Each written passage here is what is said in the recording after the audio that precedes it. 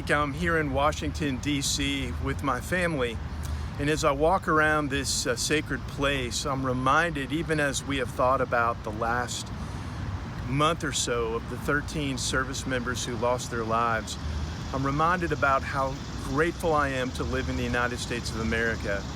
And it got me thinking about the national anthem and how proud I am when I stand and I sing the national anthem. And I wanted to take this moment to share with you why I personally stand for the national anthem. I want to give you 3 reasons. The first is reflection. You know, every time I go home at the end of the day and I hug my family and I get to see them, I'm reminded of thousands of wives and husbands and sons and daughters, brothers and sisters whose family never came home. When I stand for the national anthem, I stand and I think about them.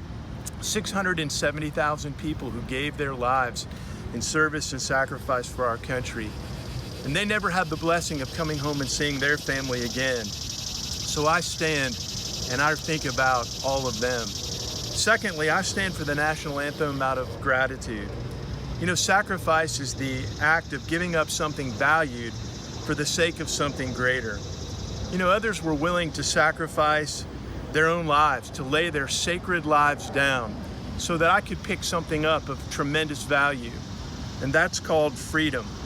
You know, I stand to say thank you to those who gave so much to enable me to wake up every day in the greatest country on the face of the earth.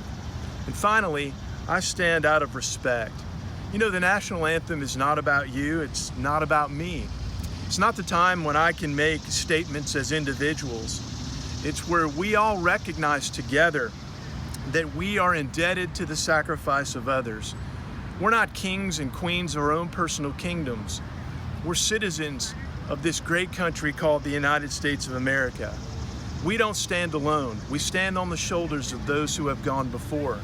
And I stand for the national anthem out of respect for those who have gone before.